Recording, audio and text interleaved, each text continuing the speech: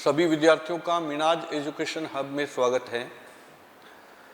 Topic चल रहा है भारतीय राष्ट्रीय कांग्रेस। इसी को हम जो है वो शुरुआत कर रहे हैं, जिसमें हमने कुछ अधिवेशन जो है वो कांग्रेस के पढ़ दिए थे। अब जो है आगे हमने जो है वो चर्चा करनी है। अधिवेशन की मैंने आपको बात की थी कि 4 अधिवेशन तो हमें कंटिन्यू याद रखने थे। जब कांग्रेस का जन्म हो गया था 85, 86, 87 और 88, उसके बाद में महत्वपूर्ण जो वर्ष में अधिवेशन हुए थे उनके बारे में हमें जो है वो अध्ययन करना था। अब अगर हम बात करें, हमें जो अगला वर्ष मिलता है, अगर उसकी हम बात करते हैं तो वो सन हमें जो मिलता है उसकी अगर चर्चा करें तो वो हमें यहाँ पे मिलता है 1907। 1907 में कांग्रेस का अधिवेशन हुआ था सूरत में। सूरत गुजरात का क्षेत्र था। यहाँ सूरत में हम कहें कि अधिवेशन हो रहा था और इसकी जो अध्यक्षता कर रहे थे व्यक्ति, उसी का नाम हमें मिलता है रास बिहारी घोष। रास बिहारी घोष के द्वारा जो है वो हम कहें कि इस अधिवेशन की अध्यक्षता जो है वो की गई थी। इस अधिवेशन की बात ये थी कि यहाँ पे कांग्रेस का विभाजन हो गया था। कांग्रेस जो है वो गर्म दल और नरम दल 2 भागों में जो है वो बंट गई थी।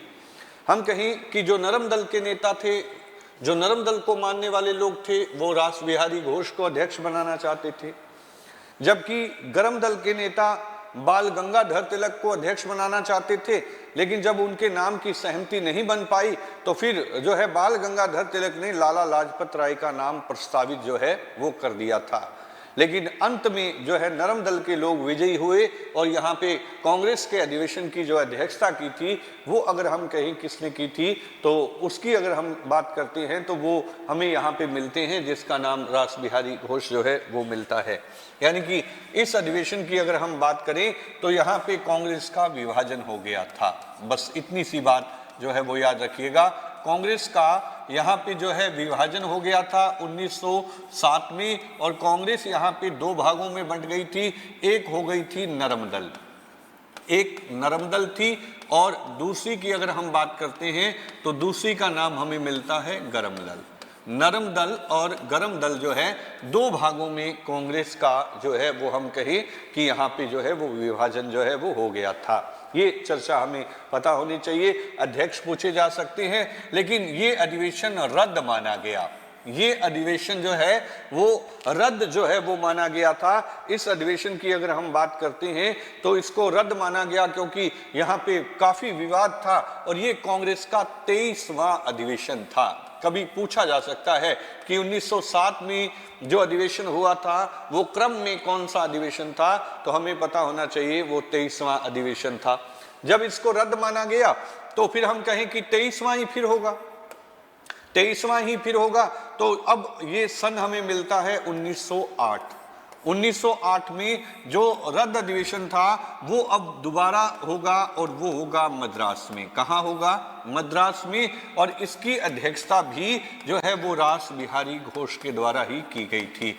रास बिहारी घोष के द्वारा। प्रश्न कैसे भी आ जाए कि 1907 का अधिवेशन जब रद्द हो गया था तो वो कहाँ दोबारा आयोजित किया गया था, तो हम कहें कि ये मद्रास में जो है आयोजित किया गया था। लेकिन इसकी अध्यक्षता और सूरत वाले की अध्यक्षता हम कहीं दोनों की ही अध्यक्षता जो है वो जो कर रहे थे उसकी अगर हम बात करते हैं तो वो रास बिहारी घोष जो है वो मिलते हैं। 1908 के बाद में अगला सन हमें याद होना चाहिए 1911। 1900 जो है वो हम कहें कि 11 जो है वो हमें याद होना जो है वो चाहिए। 1911 जो है वो याद होना चाहिए। 1911 का अधिवेशन हुआ था कलकत्ता में। बस यही छोटी छोटी बातें हमसे पूछने लायक हैं। कलकत्ता में अधिवेशन हुआ था और इसकी अध्यक्षता कर रहे थे जो व्यक्ति, उसी का नाम था विशन नारायण धर। विशन नारायण धर के द्वारा जो है इसकी अध्यक्षता की गई थी और यही फर्स्ट ग्रेड 2016 में पूछा गया था। कि जो कलकत्ता अधिवेशन हुआ था जिसमें राष्ट्रगान गाया गया, उसकी अध्यक्षता किसके द्वारा की गई थी? तो फिर हमें यहाँ पे पता होना चाहिए कि यहाँ विश्व नारायण धर ने अध्यक्षता की थी और 1911 को यहाँ पे जो है राष्ट्रगान गाया गया था। जन गण मन जो हमारे देश का राष्ट्रगान है, जिनकी रचना की गई थी रविंद्रनाथ टैगोर के द्वारा। रविंद्रनाथ टैगोर के द्वारा, जो कि बंगाल के थे, हम कहें कलकत्ता बंगाल के रहने वाले थे, इन्हीं के द्वारा जो है वो हम कहें राष्ट्रगान लिखा गया था। वैसे बांग्लादेश का राष्ट्रगान अमार सोनार बांग्ला भी जो लिखा गया है वो भी रविंद्रनाथ टैगोर के द्वारा लिखा गया है। लेकिन अभी हम बात कर रहे हैं कि भारत का राष्ट्रगान 1911 में कलकत्ता अधिवेशन में जो है वो गाया गया था और इसकी जो अध्यक्षता कर रहे थे वो व्यक्ति कौन थे? तो उसका नाम हमें विश्व नारायण धर जो है वो प्राप्त होता है। 11 के बाद में हम आगे बढ़ जाएं। अब हमें जो है याद रखना है 1916 का अधिवेशन जो है वो याद रखना है। 1916 की बात करते हैं तो 1916 का अधिवेशन हुआ था लखनऊ में। लखनऊ में जो है 1916 का अधिवेशन हुआ था। इसकी अध्यक्षता जो की थी उसकी अगर हम बात करते हैं तो इसकी अध्यक्षता जो कर रहे थे उसी का नाम था अंबिका जो है चरण मजूमदार मिलते हैं। अंबिका चरण मजूमदार जो है वो हम कहें कि यहाँ पे हमें जो है मिलते हैं। अंबिका चरण मजूमदार ने इसकी अध्यक्षता की थी। लेकिन यहाँ सबसे अच्छी बात थी कि जो कांग्रेस टूट गई थी 1907 में, वो वापिस यहाँ पे एक हो गई थी। टूटी हुई कांग्रेस पुनः नरम दल से जो है वो हम कहें कि एक हो गई थी। तो ये हमें कहाँ मिलता है? तो ये हमें 1916 में जो है वो मिलता है। वैसे यहाँ कांग्रेस के विभाजन का जिम्मेदार गंगाधर तिलक माने गए थे। बाल गंगाधर तिलक को जो है वो हम कहें कि यहाँ पे जो है इसका माना गया था कि इसकी वजह से जो है हम कहें कि कांग्रेस का विभाजन हुआ है। यहां भी हम कहें कि कांग्रेस को एक करने में सबसे बड़ा योगदान दिया था बाल गंगाधर तिलक ने। और बाल गंगाधर तिलक की अगर हम और बात करते हैं तो इनका सहयोग कर रही थी एनी विसेंट ने जो है सहयोग किया था। ये वही अधिवेशन था जिसमें बाल गंगाधर तिलक के द्वारा नारा दिया गया कि स्वराज मेरा जन्म सिद्ध अधिकार है और मैं इसे लेकर रहूंगा। ये बात भी जो है वो कहाँ कही गई थी? तो भी हमें पता होना चाहिए कि वो जो है वो 1916 के अधिवेशन में जो है वो कही गई थी। ये तथ्य हमें जो है वो पता होने चाहिए। अब हम 1916 के बाद में अगला सन जो है वो देखते हैं कि अधिवेशन का अगला सन कौन सा था। तो अब हम बात करते हैं तो वो अगर हम कहें तो हमें मिलता है 1917। चलिए आप लिख के याद रख लेते हैं 2-4। 1917 के बाद फिर हमें याद होना चाहिए जो है 1917 हमने देख लिया यहाँ पे। फिर 1920 भी देख सकते हैं। 1920 की अगर हम जो है वो बात कर सकते हैं। 1920 के बाद में फिर जो है 1924 का जो है सन हमारे लिए बहुत हो जाएगा। और फिर उसके बाद में 1925 का सन भी हमारे लिए जो है वो बहुत इंपॉर्टेंट हो जाएगा। एक बार जो है 1917 की बात करते हैं। 1917 का अधिवेशन हम कहीं कहाँ हुआ था? तो ये कलकत्ता में हुआ था। ये अधिवेशन कलकत्ता में हुआ था। हम कहें कि यहाँ इसकी अध्यक्षता कौन कर रहे थे? तो इसकी जो अध्यक्षता कर रही थी वो एक महिला थी और उसी का नाम था एनी विसेंट जो है वो हम कहें कि यहाँ पे जो है इसकी अध्यक्षता कर रही थी।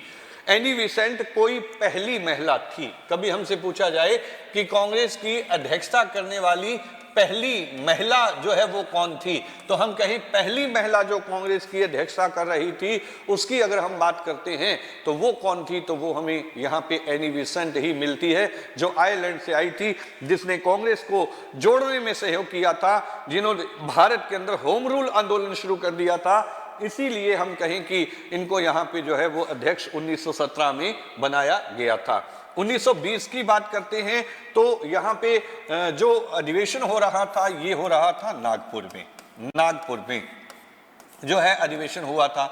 फिर हम कहें इसकी अध्यक्षता कौन कर रहे थे? तो इसकी अध्यक्षता कर रहे थे चक्रवर्ती।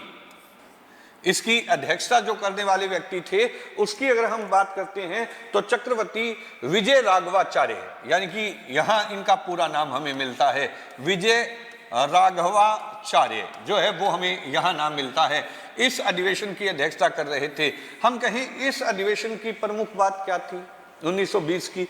ये कांग्रेस का अगर सदस्यों की दृष्टि से देखा जाए तो सबसे बड़ा अधिवेशन था। कांग्रेस का जो है सदस्यों की दृष्टि से देखा जाए तो ये जो है वो हम कहें कि सबसे बड़ा जो है वो अधिवेशन जो है वो माना जाता है। ये हम यहाँ पे जो है वो पहली बार कर सकते हैं।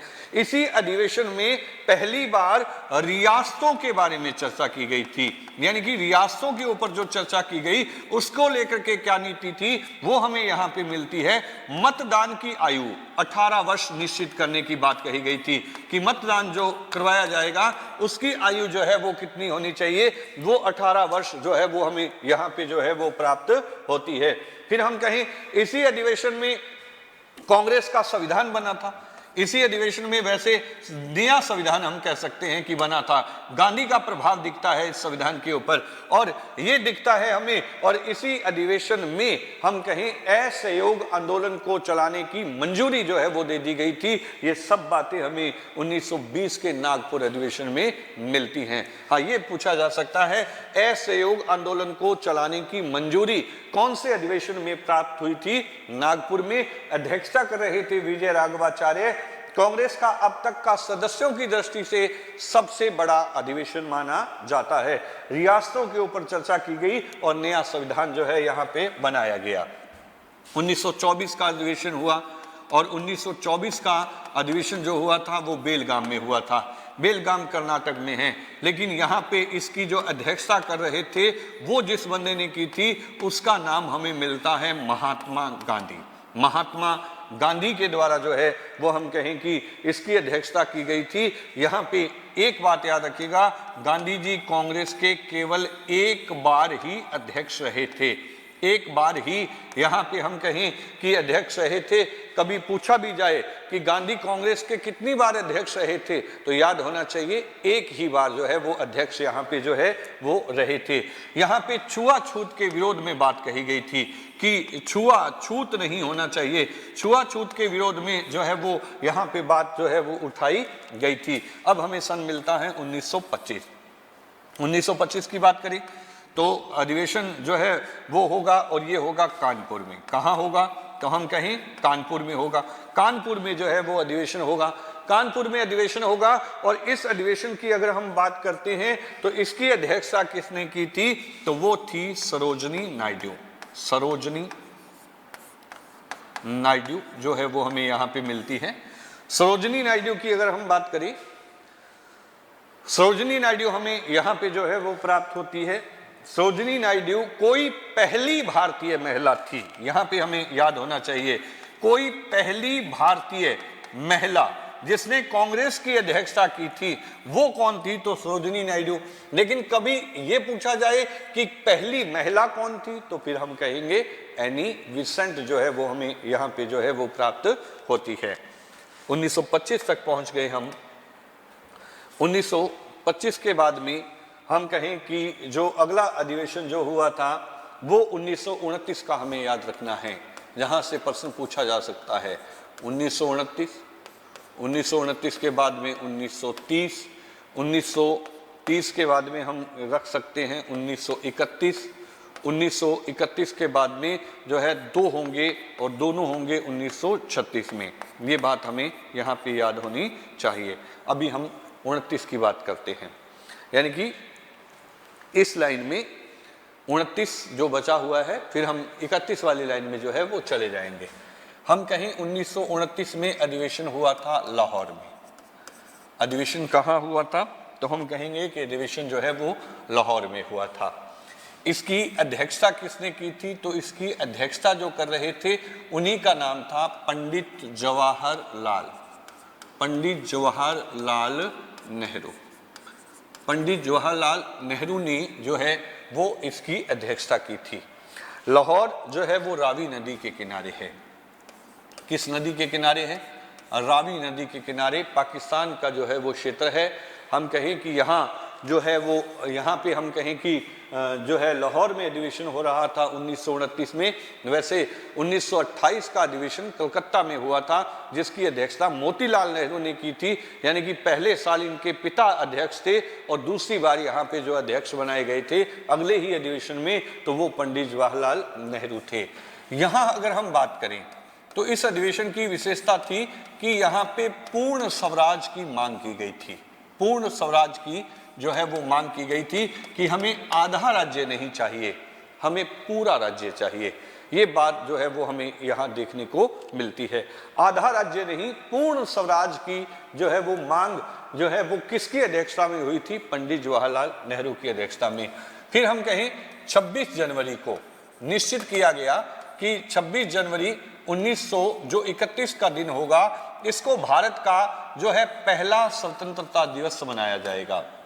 भारत का पहला जो है वो हम कहें स्वतंत्रता जो है दिवस जो है वो मनाया जाएगा। ये बात यहाँ पे निश्चित की गई थी, क्योंकि 1928 में नेहरू रिपोर्ट आई थी और नेहरू रिपोर्ट में डोमिनियन स्टेट की मांग की गई थी कि हमें आधा राज्य चाहिए। क्या चाहिए? हमें आधा राज्य चाहिए।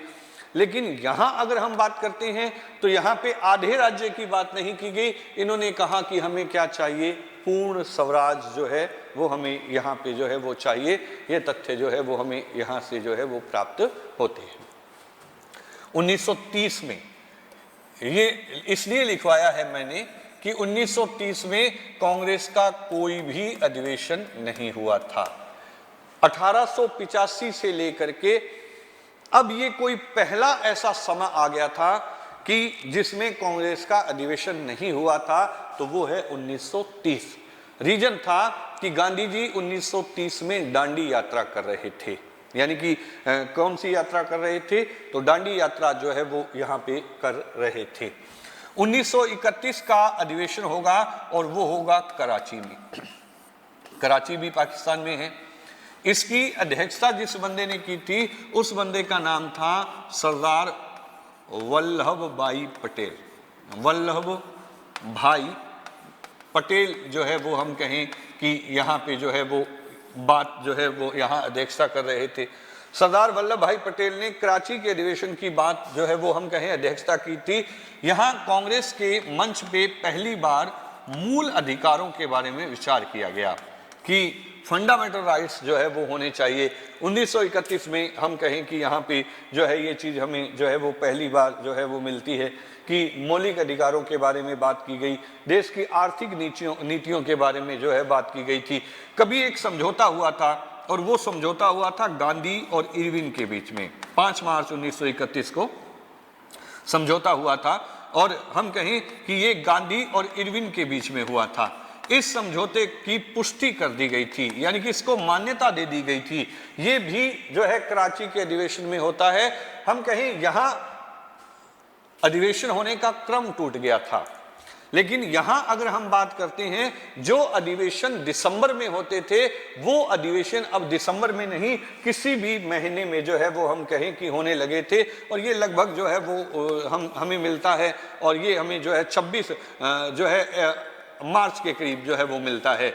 26 मार्च, क्योंकि 23 मार्च 1931 को जो है फांसी दी गई थी शहीद भगत सिंह को। उसके 2-3 रोज के बाद ही जो है वो कांग्रेस ने अपना जो है अधिवेशन रखा था और इसकी अध्यक्षता जो है सरदार वल्लभ भाई पटेल जो है वो कर रहे थे। 1936 में 2 अधिवेशन हुए थे। 1936 में अगर हम बात करते हैं तो हमें 2 अधिवेशन जो है वो यहाँ पे जो है वो मिलते हैं और दोनों ही अधिवेशनों की अध्यक्षता जो की गई थी उसकी अगर हम बात करें तो वो पंडित जवाहरलाल नेहरू ने की थी। याद रखना, मैंने आपको पहले बताया था 2 ऐसे व्यक्ति हैं जो कांग्रेस के 3 बार अध्यक्ष रहे थे। दादा भाई नौरोजी 3 बार रहे और पंडित जवाहरलाल नेहरू भी जो है वो 3 बार यहाँ पे अध्यक्ष जो है वो रहे थे। ये पहले हुआ था लखनऊ में, जो पहले अधिवेशन हुआ लखनऊ में, और 36 में जो अगला हुआ था वो हुआ था फैजपुर में।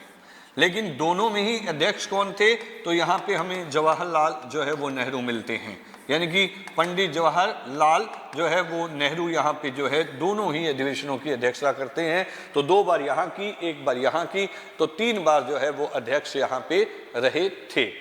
हम लखनऊ की अगर हम बात करते हैं, जो 1936 में जो लखनऊ में अधिवेशन हुआ था, उसकी अगर हम बात करते हैं तो इसमें समाजवाद की व्याख्या की गई थी, क्योंकि नेहरू जी समाजवादी थे, राजतंत्र में इनका विश्वास नहीं था। समाजतंत्र की वैज्ञानिक व्याख्या जो की गई थी वो हमें कौन से अधिवेशन में मिलती है, तो वो हमें जो है लखनऊ के अधिवेशन में 1936 में जो है वो हम कहीं की प्राप्त होती है। 1935 के अधिनियम को यहाँ पे अस्वीकार कर दिया था। आपको पता होगा कि ब्रिटिश सरकार जो भारत में थी, वो यहाँ पे एक अधिनियम लेके आई थी जिसको कहते हैं भारत सरकार अधिनियम 1935। उसको मान्यता नहीं दी गई थी और कांग्रेस ने उसको रिजेक्ट कर दिया था, ये तथ्य भी हमें मिलते हैं। फैजपुर अधिवेशन की बात करें तो यह कांग्रेस का कोई ग्रामीण अधिवेशन था। ऐसा कोई अधिवेशन जो हम कहें कि गांव में हुआ था, तो वो हमें यहाँ पे मिलता है। और कांग्रेस अपनी स्वर्ण जयंती मनाती है। कांग्रेस ने अपनी जो है स्वर्ण जयंती जो है वो मनाई थी, वो भी हमें जो है इसी अधिवेशन के अंदर जो है वो दिखाई देती है। कांग्रेस का पहला कोई ग्रामीण अधिवेशन जो गांव में हुआ, और यहाँ पे कांग्रेस ने अपनी जो है स्वर्ण जयंती मनाई थी, ये तथ्य हमें यहाँ से जो है वो उपलब्ध होते हैं। 1936 में हुआ था, फिर हम कहें कि 37 में नहीं होगा क्योंकि चुनाव चल रहे थे, और अब अधिवेशन होगा 1938 में। याद रखना है 1938, फिर हमें याद रखना है 1939, और फिर हमें याद रखना है 1940। एक बार हम 3 देखते हैं। पहले जो 36 में 2 हुए, दोनों की अध्यक्ष रहे थे पंडित जवाहरलाल नेहरू। अब यहाँ जो 38 और 39 में होगा, यहाँ पे जो अध्यक्ष रहेगा उसकी अगर हम बात करते हैं तो वो अध्यक्ष रहेंगे सुभाष चंद्र बोस। अब हम देखते हैं 38 की अगर हम बात करें कहाँ हुआ था, तो हरिपुरा में। हरिपुरा गुजरात में जो है वो दिखता है। हरिपुरा गुजरात में यहाँ पे अधिवेशन हुआ, और यहाँ अध्यक्ष रहे थे सुभाष चंद्र बोस। ठीक है, ये बात याद रखिएगा कि 1938 में कांग्रेस के हरिपुरा अधिवेशन की अध्यक्षता जो है वो किसने की थी, ये बात हमें जो है वो हम कहें कि पता होना चाहिए। ये सुभाष चंद्र बोस यहाँ पे अध्यक्ष रहे। इसी में देसी रियासतों के बारे में जो है चर्चा की गई, और इसी में प्रजामंडल खोलने का विधान रखा गया कि देसी रियासतों में प्रजामंडल होने चाहिए जो भारत की आज़ादी में अपना क्या दे, योगदान दे। ये नेट के 2014 में आया था कि देसी रियासतें और प्रजामंडलों के बारे में बात कौन से अधिवेशन में हुई थी, तो वो हरिपुरा अधिवेशन हमें मिलता है, और इसकी अध्यक्षता जो है सुभाष चंद्र बोस के द्वारा जो है वो की गई थी। ये हम कहें कि यहाँ पे जो है वो हमें बात जो है वो दिखाई देती है। 1938 की जो है वो बात कहें, पंडित जवाहरलाल नेहरू की अध्यक्षता में यहाँ पे हम कहें राष्ट्रीय योजना समिति का गठन किया गया था। यानी कि राष्ट्रीय योजना समिति का गठन पंडित जवाहरलाल नेहरू की अध्यक्षता में जो है वो किया गया था, और उसकी अगर हम बात करते हैं तो वो भी हमें जो है वो कौन से अधिवेशन में मिलता है, यहाँ पे मिलता है। लेकिन हमसे सीधा सीधा प्रश्न पूछा जा सकता है, 2 ही तो बातें हैं कि प्रजामंडलों की बात और राष्ट्रीय योजना का गठन किसकी अध्यक्षता में हुआ, पंडित जवाहरलाल नेहरू की अध्यक्षता में, और कौन से अधिवेशन में हुआ था, तो हम कहें ये हमें जो है वो मिलता है 1938 में हरिपुरा में। 1939 का अधिवेशन हुआ था त्रिपुरी में। त्रिपुरा नहीं है, त्रिपुरी है एमपी में। ठीक है, इसलिए इस अधिवेशन को त्रिपुरी संकट भी कहा जाता है। यहां जो अध्यक्ष थे वो थे सुभाष चंद्र बोस। थोड़ा सा ध्यान से सुनिएगा। सुभाष चंद्र बोस दूसरी बार अध्यक्ष बनना चाहते थे, मतलब पहली बार वो हरिपुरा में रहे और दूसरी बार जो है वो अध्यक्ष बनना चाहते थे त्रिपुरी में। लेकिन इनको अध्यक्ष नहीं बनाना चाहते थे गांधी।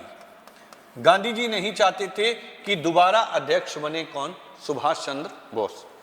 तो उन्होंने इनके सामने अपना एक बंदा खड़ा कर दिया जिसका नाम था सी पट्टा रमैया। सी पट्टा रमैया जो है वो यहां पे हम कहें कि खड़े कर दिए गए थे चुनाव के अंदर, कि जो चुनाव जीतेगा वही अध्यक्ष बन जाएगा।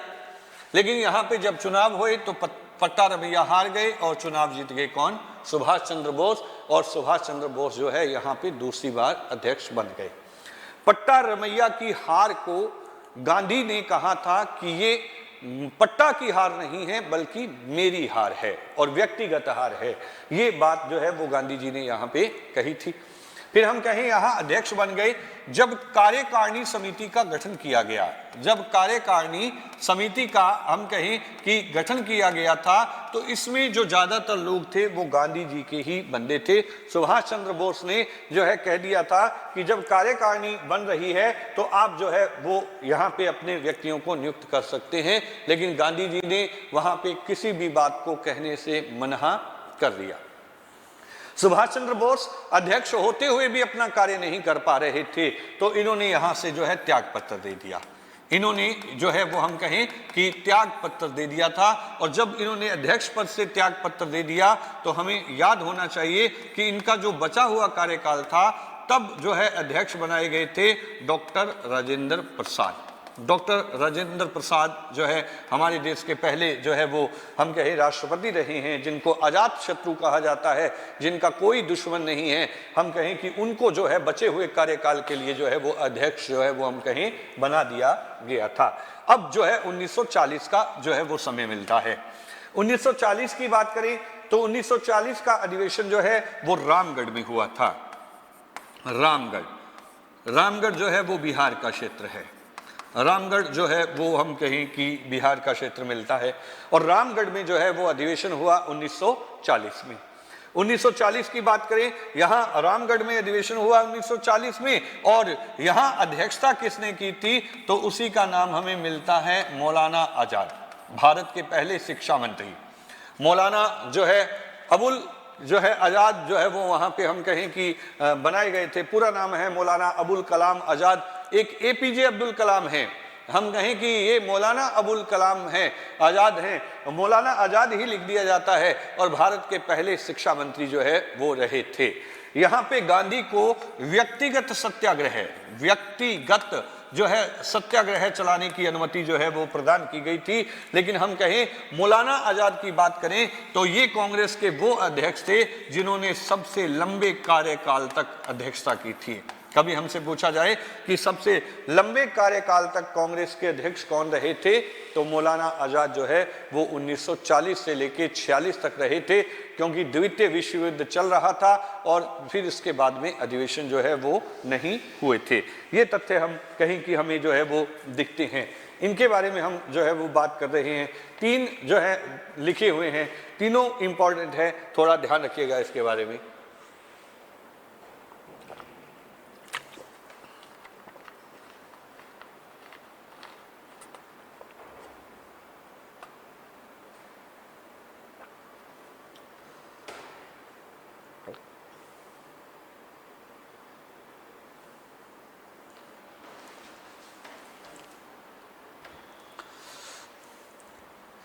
चलिए आगे बढ़ जाते हैं। अब 1946 में अधिवेशन होगा। 1946, 1947, 1948 और 1950। ठीक है, ये सन लिखे हैं मैंने। अब याद रखना 46 में जो है वो हम कहें कि अधिवेशन होगा और 46 में अधिवेशन होगा मेरठ में। मेरठ में इसकी अध्यक्षता जो करेंगे उसी का नाम है जे.बी. कृपलानी। ठीक है, जे.बी. कृपलानी संविधान के अंदर आपको पढ़ने में नाम मिलता है। तो हम कहें जे.बी. कृपलानी ने जो है वो 1946 में अध्यक्षता की थी, क्योंकि 45 तक जो है वो विश्व युद्ध चल रहा था। 47 में फिर हम बात करें कि कांग्रेस का अधिवेशन नहीं होगा। क्योंकि 47 में भारत को आजादी मिल रही थी, भारत आजाद हो रहा था 1947 में। लेकिन हमसे प्रश्न पूछा जा सकता है कि जब भारत आजाद हो रहा था 1947 में, उस वक्त कांग्रेस के अध्यक्ष कौन थे? तो फिर हमें याद रखना है कि उस वक्त कांग्रेस का अध्यक्ष JB कृपलानी ही था। चाहे 47 में अधिवेशन नहीं हुआ था, लेकिन जब तक नया अधिवेशन नहीं होगा, नया अध्यक्ष नहीं आएगा, वही अध्यक्ष माने जाएंगे। तो यहाँ उस टाइम जो अध्यक्ष जो है वो JB कृपलानी ही थे। फिर हम कहें कि आजादी के बाद अगला अधिवेशन हुआ था और ये हमारे राजस्थान जयपुर में हुआ था, यानी कि आजादी के तुरंत बाद हम जयपुर पहुंच गए थे। और जयपुर में जो इसकी अध्यक्षता कर रहे थे उसी का नाम था पट्टा रमैया, यानी कि वही जो सुभाष चंद्र बोस से हार गए थे।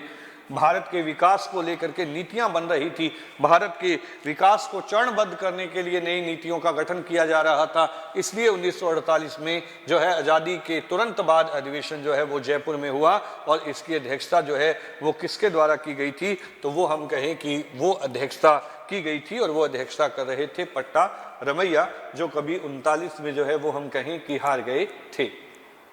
इसके बाद जो है 50 में अधिवेशन होगा और ये जो है वो नासिक में मिलता है।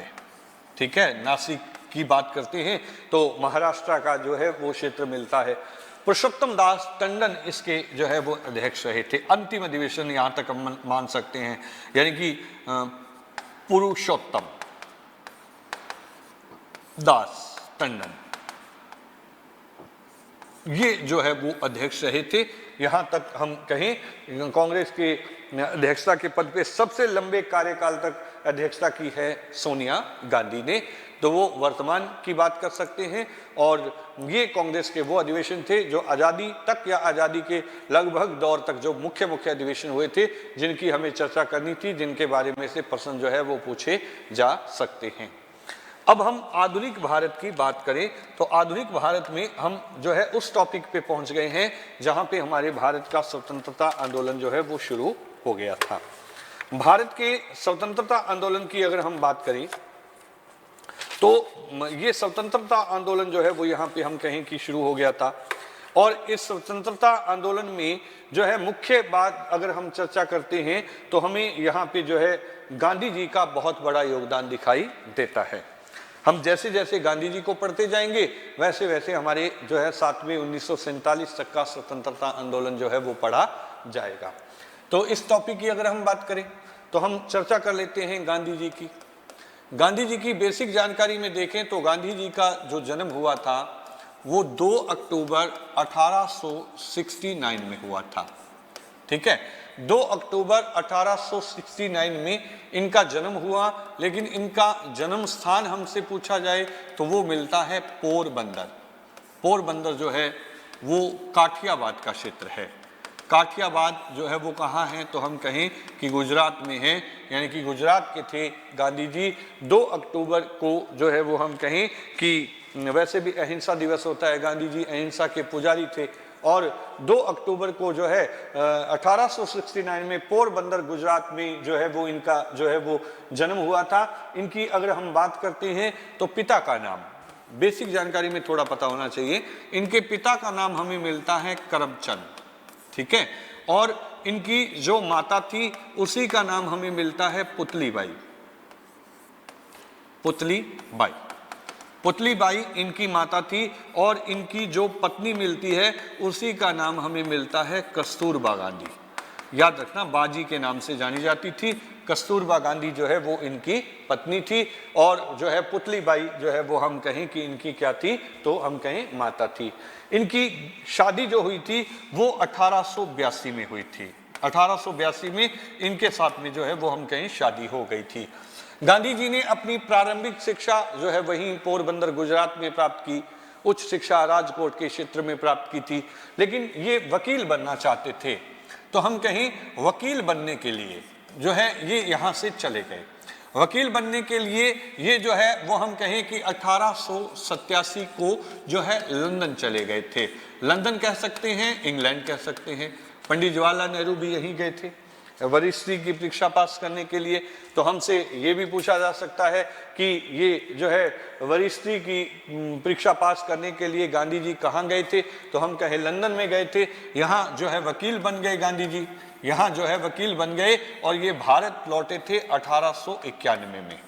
1891 में गांधी जी जो है वापस भारत जो है वो आ गए थे, वापस यहाँ जो है भारत में आ गए और गांधी जी ने अपनी वकालत का काम शुरू किया। वकालत जो है वो गांधी जी ने शुरू की थी और ये इन्होंने शुरू की थी बंबई से। ये पूछा हुआ प्रश्न है कि गांधी जी ने अपनी वकालत का कार्य कहाँ से शुरू किया था, तो हम कहें कि इन्होंने जो अपनी वकालत का काम शुरू किया था वो बंबई से शुरू किया था, लेकिन गांधी जी एक अच्छे वकील नहीं बन पाए थे। गांधी जी एक अच्छे वकील जो है वो हम कहें कि नहीं बन पाए थे। गांधी जी झूठ नहीं बोलते थे, ये हमें चीजें जो है वो दिखाई देती है। तो गांधी जी को 1893 में एक मुकदमा मिल गया था दादा अब्दुल्ला कंपनी का। दादा अब्दुल्ला कंपनी, ये कंपनी का जो है इनको मुकदमा मिला कि आपको जो है इसकी पैरवी करनी है, लेकिन इसकी पैरवी जो है दक्षिणी अफ्रीका में करनी है। यानी कि गांधी जी की बात करें तो 1893 में गांधी जी ने भारत छोड़ दिया और गांधी जी भारत छोड़ के यहाँ से कहाँ चले गए थे, दक्षिणी अफ्रीका। सन बहुत इंपॉर्टेंट है कि गांधी जी जो है 1893 में कहाँ गए थे, दक्षिणी अफ्रीका जो है वो हम कहें कि चले गए थे और वहाँ जाकर के जो है इन्होंने वहाँ जो है दादा अब्दुल्ला कंपनी की जो है मुकदमा जो है वो यहाँ पे लड़ा था। वैसे भी 1893 में बात करें तो नोट में याद रख लेना कि विवेकानंद भी भारत छोड़ चुके थे और ये चले गए थे शिकागो। ये कहाँ गए थे, शिकागो। विवेकानंद शिकागो चले गए, गांधी जी जो है दक्षिणी अफ्रीका चले गए और 1893 में ही भारत में आई थी एनी बेसेंट, आयरलैंड की महिला थी, निवासी थी, वो जो है वो हम कहें कि यहाँ पे जो है वो आ गई थी। मोटे मोटे प्रश्न या तो हमसे सीधा सीधा प्रश्न आ जाएगा तो जन्म पूछा जा सकता है, इनकी माता का नाम हमसे पूछा जा सकता है, 4 बेटे थे, मत याद रखना, कुछ नहीं याद रखना। ये वकील बनने के लिए कहाँ गए थे, लंदन में गए थे। वकालत का काम कहाँ शुरू किया था इन्होंने, तो बंबई में जो है वो हम कहें कि वकालत का काम इन्होंने जो है शुरू किया था। लेकिन 1893 में हम कहें कि ये भारत छोड़ करके जो है वो दक्षिणी अफ्रीका जो है वो चले गए थे और यहीं पे रहते हुए 1906 में गांधी जी ने दक्षिणी अफ्रीका में, यानी कि भारत में नहीं क्योंकि ये इनका निवास नहीं था, अब ये दक्षिणी अफ्रीका में ही जो है अपने जीवन का पहला सत्याग्रह करते हैं। अपने जीवन का पहला सत्याग्रह गांधी जी ने कहां पे किया था, तो हम कहें कि इन्होंने सत्याग्रह का पहला प्रयोग जो है वो यहीं पे जो है वो किया था। 1906 में ही अगर हम बात करते हैं तो जगह मिलती है डरबन। डरबन भी कहां है, तो हम कहें कि दक्षिणी अफ्रीका में है। फिनिक्स फॉर्म खोला गया था यहाँ पे, फिनिक्स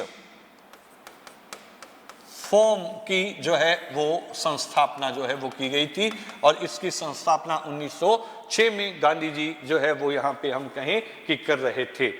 1906 के बाद में हमें याद होना चाहिए 1909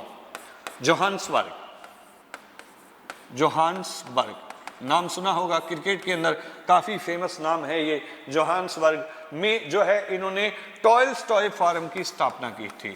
टॉयल्स्टॉय फार्म की जो है वो हम कहें कि संस्थापना जो है वो की थी। ये तथ्य हमें जो है वो मिलते हैं। टॉयल्स्टॉय फार्म जो है 1909 में जोहान्सबर्ग में खोला गया था, जबकि फिनिक्स आश्रम या फिनिक्स फॉर्म जो थे वो कहाँ खोले गए थे, डरबन में हमें जो है वो दिखाई देते हैं। ये तथ्य भी हमें जो है इनके साथ में गांधी जी के बारे में जो है थोड़े थोड़े पता होनी चाहिए कि गांधी जी जब वहां थे तो ये क्या कर रहे थे। इसके बाद में 1909 की ही और बात करते हैं। 1909 में गांधी जी कभी इंग्लैंड गए थे और ये इंग्लैंड से कभी भारत आ रहे थे। तो भारत आते समय इन्होंने पानी के जहाज में आते समय एक पुस्तक लिखी थी और उसी का नाम हमें मिलता है हिंद स्वराज। लेकिन हिंद स्वराज नाम तो हिंदी में है, लेकिन ये पुस्तक कौन सी भाषा में लिखी गई है, अंग्रेजी भाषा में। तो हम कहें कि ब्रिटेन से भारत लौटते समय 1909 में गांधी जी के द्वारा कौन सी पुस्तक की रचना की गई थी? तो हम कह सकते हैं कि इन्होंने जो पुस्तक लिखी थी उसका नाम हमें जो है वो हिंद स्वराज जो है वो मिलता है। यह पुस्तक जो है वो अंग्रेजी में अनुवादित जो है वो की हुई मिलती है। इसी प्रकार गांधी जी ने अपनी आत्मकथा भी लिखी थी। गांधी जी की हमें आत्मकथा भी मिलती है और आत्मकथा इनकी थी मेरा सत्य के साथ प्रयोग। मेरा सत्य के साथ हम कहें कि प्रयोग, ये मिलता है। इसको बाद में अंग्रेजी में अनुवादित किया गया था, my experiment with the truth. ये मूल रूप से गुजराती में थी। जब गांधी जी ने इनको लिखा था तो गुजराती में थी, लेकिन बाद में इसको अनुवादित कर दिया गया था, तो हम कहें कि ये हमें बाद में अंग्रेजी में जो है वो दिखाई देती है। ये पुस्तक हमें जो है वो यहाँ पे जो है वो मिलती है। इंडियन ओपिनियन पुस्तक भी इनकी थी, जो वहाँ जो है दक्षिणी अफ्रीका में लिखी गई थी। इंडियन ओपिनियन पुस्तक जो है वो हम कहें कि वहाँ पे जो है वो लिखी गई थी। गांधी जी के जो राजनीतिक गुरु थे, गांधी जी के जो राजनीतिक गुरु मिलते हैं, उनकी अगर हम बात करते हैं तो राजनीतिक गुरु का नाम हमें जो मिलता है, उसकी अगर हम जो है चर्चा करते हैं तो इसका नाम जो हमें जो मिलता है, उसकी अगर हम बात करें तो वो मिलता है गोपाल कृष्ण गोखले। गोपाल कृष्ण गोखले। जबकि गोपाल कृष्ण गोखले के गुरु थे महादेव गोविंद रानाडे। महादेव गोविंद रानाडे जो है वो इनके जो है वो गुरु थे। जबकि यहाँ पे राजनीतिक जो है वो हम कहें कि गुरु गांधी जी के कौन रहे थे, तो उनका नाम गोपाल कृष्ण जो है वो गोखले जो है वो हमें यहाँ पे जो है वो प्राप्त होता है। फिर और बात करें 1900, अब भारत में अगर हम बात करें तो गांधी जी जो है वो कभी भारत में आ गए थे और गांधी जी भारत लौटे थे 1909 में। 1900 जो है वो 1914 में। थोड़ा सा अगर हम जो है बात करते हैं गांधी जी की 1914 की अगर हम बात करें कि क्या जो है वो चल रहा था, तो उसकी अगर हम बात करते हैं तो 1914 से लेके 1918 तक पूरे विश्व के अंदर प्रथम विश्व युद्ध चल रहा था। प्रथम विश्व युद्ध 9 जनवरी 1914 को गांधी जी भारत पहुंचे थे। हम कहें प्रथम विश्व युद्ध चल रहा था, पूरा विश्व 2 भागों में बंट गया। एक खेमा बन गया जिसको कहा जाता है मित्र राष्ट्र, और इसके विरोध में जो खेमा बन गया था उसी को कहा जाता है केंद्रीय शक्तियां या धुरी राष्ट्र। ठीक है, इधर हम कहें अमेरिका था, यहां पे जो है अमेरिका के साथ में यहाँ पे हमें मिलता है रूस के साथ में हमें यहाँ पे जो है वो मिलता है ब्रिटेन। ठीक है, ये चीजें हमें यहाँ पे मिलती हैं। यहाँ पे था जर्मनी, यहाँ बुल्गारिया, हंगरी, इस प्रकार के देश थे। 2 खेमे जो है वो बन गए थे, लेकिन हम तो जानते हैं कि इंग्लैंड इधर था, यानी कि ब्रिटेन इधर था, और हम तो जो है भारत वाले इसके क्या थे, गुलाम थे। तो कभी पूछा जाए कि प्रथम विश्व युद्ध में या द्वितीय विश्व युद्ध में भारत किस खेमे में था, तो मित्र राष्ट्रों के खेमे में था। यानी कि भारत जो है वो यहाँ पे हम कहें कि इन्हीं के खेमे में था, क्योंकि हम तो ब्रिटेन के या इंग्लैंड के क्या थे, गुलाम थे। अब गांधी जी जब भारत में आ गए थे 9 जनवरी 1914 को गांधी जी की वापसी भारत में हुई थी। और गांधी जी जब भारत आए थे वापस, तो ऐसा नहीं था कि गांधी जी इससे पहले भारत नहीं आते थे, आते जाते रहते थे, लेकिन 1914 में पूर्ण रूप से जो है भारत में आ गए थे और अब इन्होंने भारत की सक्रिय राजनीति में भाग लेना जो है वो शुरू कर दिया था। गांधी जी 1914 में भारत पहुंचे और यहाँ पे इन्होंने जो है अंग्रेजों का सहयोग किया। यानी कि अगर हमसे पूछा जाए कि गांधी जी का प्रथम विश्व युद्ध के दौरान अंग्रेजों के प्रति क्या नजरिया था, तो हम ये कह सकते हैं कि गांधी जी जो है वो विरोधी नहीं थे अंग्रेजों के, बल्कि क्या थे, तो हम कहें सहयोगी थे। यहाँ पे गांधी जी ने अंग्रेजों का सहयोग किया क्योंकि गांधी जी को ऐसा लग रहा था कि शायद अंग्रेज युद्ध के बाद भारत को स्वतंत्रता जो है क्या कर देंगे, प्रदान कर देंगे। इन्होंने भारत के युवाओं को प्रेरित किया, जो भारत के युवा लोग थे इनको प्रेरित किया कि हमें अंग्रेजी सेना में भर्ती होना चाहिए, अंग्रेजी सेना में भर्ती होने के लिए इन्होंने जो है युवाओं को प्रेरित किया था, इसलिए इनको कहते हैं सेना में भर्ती करने वाला सार्जेंट। भर्ती करने वाला जो है सार्जेंट जो है वो कहा जाता है, सेना में भर्ती करने वाला सार्जेंट कहा जाता है। और ये अगर हम बात करते हैं, ये बात जो है वो गांधी जी के लिए यहाँ पे कही थी, और गांधी जी ने प्रथम विश्व युद्ध में अंग्रेजों को बहुत सहयोग किया था, इसीलिए प्रथम विश्व युद्ध में सहयोग के बदले इनको जो है वो हम कहें केसर ए हिंद की उपाधि दी गई थी। केसर ए हिंद की उपाधि जो है वो हम कहें कि यहाँ पे जो है वो क्या की गई थी, प्रदान जो है वो की गई थी। लेकिन अंग्रेजों ने युद्ध जीतने के बाद में जो है गांधी जी की जो विचारधारा थी उसके अनुरूप काम नहीं किया था, यानी कि भारत को आज़ादी जो है वो नहीं मिली थी। ये बात हमें देख लेनी चाहिए। 1916 में कांग्रेस जो टूट गई थी वो वापस एक हो गई थी। एनी बेसेंट और बाल गंगाधर तिलक ने जो है वो भारत के अंदर जो है होम रूल आंदोलन जो है वो शुरू कर दिए थे। गांधी जी जो है वो भारत की राजनीति में जो है वो हम कहें कि सक्रिय भाग लेने जो है वो लग गए थे।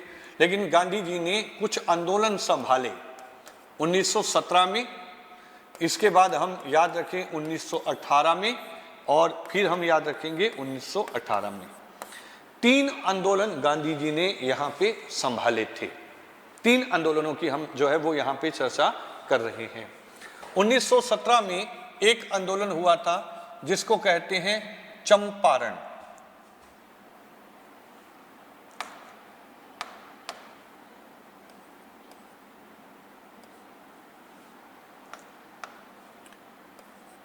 चंपारण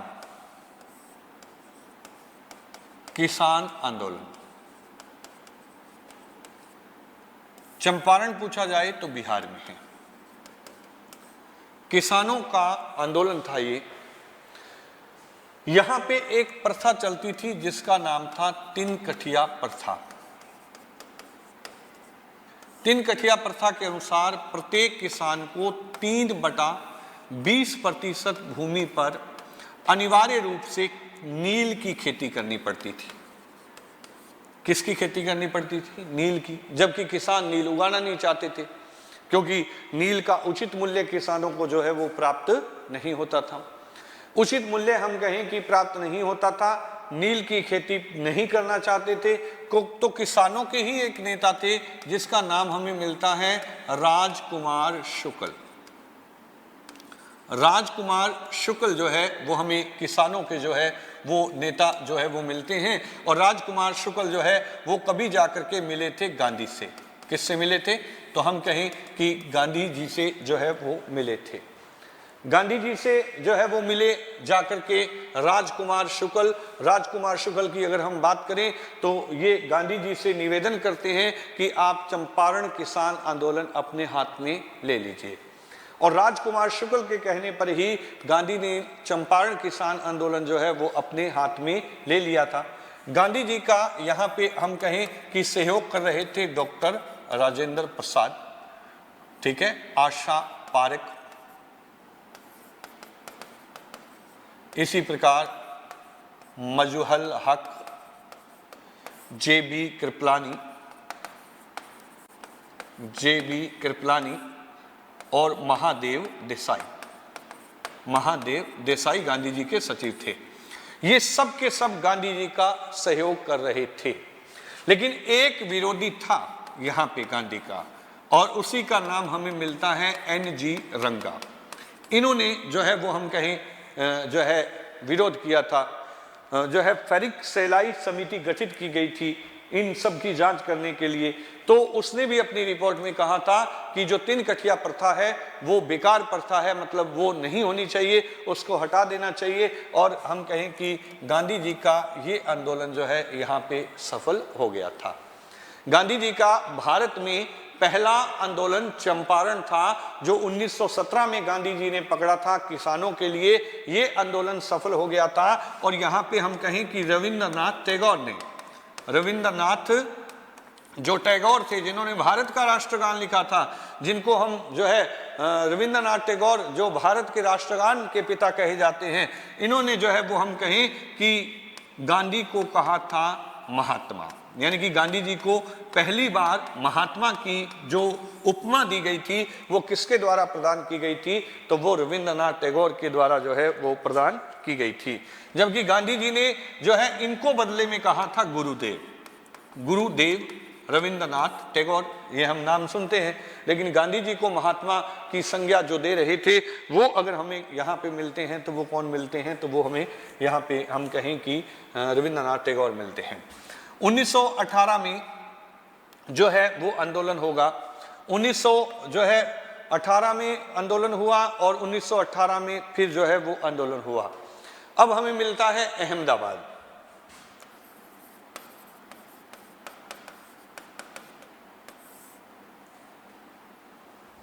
अहमदाबाद किसान आंदोलन और यहां पे हमें मिलता है खेड़ा किसान आंदोलन। ठीक है, अहमदाबाद किसान नहीं, सॉरी, मजदूर आंदोलन था। यहां बोनस की समस्या थी। जो मिल मालिक थे वो 20% बोनस देना चाहते थे। जो यहां का मजदूर था वो यहां पे 50% बोनस लेना चाहता था। अब ये दोनों के बीच में विवाद था। यहां पे हम कहें कि गांधी जी फिर बीच में आते हैं और गांधी जी की वजह से जो है मजदूरों को बोनस दिया गया था 35%।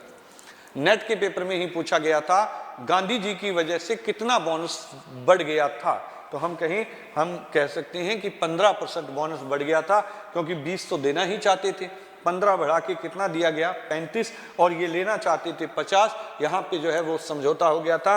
अंबालाल साराभाई, अनसुईया बेन जैसी महिलाओं ने जो है वो हम कहें कि गांधी जी को इस आंदोलन में सहयोग दिया था। यहीं पे गांधी जी ने अपने जीवन की पहली भूख हड़ताल रखी थी।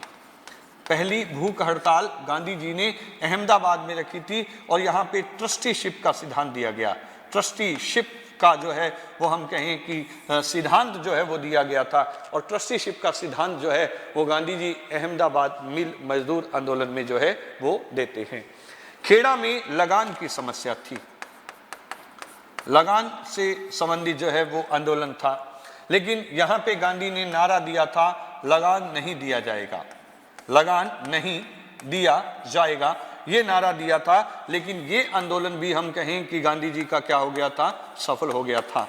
गांधी जी के 3 आंदोलन सफल हो गए थे, जबकि हम कहें फ्रैंक मॉरिस एक जो है वो मिलते हैं, जिन्होंने जो है वो कहा था कि गांधी जी का भारत में पहला सफल आंदोलन जो अगर कोई था तो खेड़ा था। लेकिन जब हम इतिहास में पढ़ते हैं तो गांधी जी उससे पहले भी 2 आंदोलन संभाल चुके थे, अहमदाबाद और चंपारण तो 17 में हुआ था, और ये आंदोलन भी गांधी जी का जो है वो सफल आंदोलन माना जाता है। ये तथ्य हमें यहाँ पे जो है 1917-18 में दिखते हैं। गांधी जी भारत की राजनीति में एक बड़े नेता के तौर पर जो है वो उभर रहे थे। गांधी जी बड़े नेता के तौर पे उभर रहे थे, तो अब यहाँ जो है वो हम कहें कि भारत में क्रांतिकारी गतिविधियां भी बढ़ रही थी। गांधी जी की नीति जो है वो अहिंसात्मक नीति थी, सत्याग्रह की नीति थी, जबकि हम दूसरी तरफ देखते हैं कि बाल गंगाधर तिलक, एनी बेसेंट ने होम रूल आंदोलन शुरू कर दिया था। जो है क्रांतिकारी गतिविधियां जो है वो बढ़ती जा रही थी। हम जो है ये तथ्य भी हमें मिलते हैं। तो क्रांतिकारी गतिविधियों को रोकने के लिए भारत में 1919 में एक एक्ट लाया गया। भारत में 1919 में एक एक्ट लाया गया था और इसी को कहा जाता है रॉलेट एक्ट। क्या कहते हैं इसको? रॉलेट एक्ट, क्योंकि सिडनी रॉलेट इसको लेकर के आए थे। सिडनी रॉलेट की अध्यक्षता में ये एक्ट पास किया गया था, जो 1919 या मार्च 1919 में भारत में जो है वो आ गया था। इसी को भारत में काला कानून कहते हैं, यानी कि भारत में इसको क्या कहा गया? काला कानून, कानून विहीन कानून, ऐसी जो है वो संज्ञा दी गई थी। फिर इस एक्ट में प्रावधान क्या था? इसमें प्रावधान रखा गया था कि अगर किसी पे शक हो जाए कि कोई व्यक्ति क्रांतिकारी गतिविधियों में लिप्त है, क्रांतिकारी गतिविधियों में अगर कोई लिप्त है, ऐसा अगर पता चल जाता है तो उस व्यक्ति को 2 साल की सजा दी जाएगी, यानी कि उसको नजरबंद कर दिया जाएगा, 2 साल की कैद दे दी जाएगी। उसके विरुद्ध वो व्यक्ति न तो कहीं दलील दे सकता है, न कोई अपील सुनी जाती थी, न ही वकील कर सकता था। तो इसी को बिना दलील, बिना वकील बिना अपील का कानून भी जो है वो हम कहें कि कहा गया था।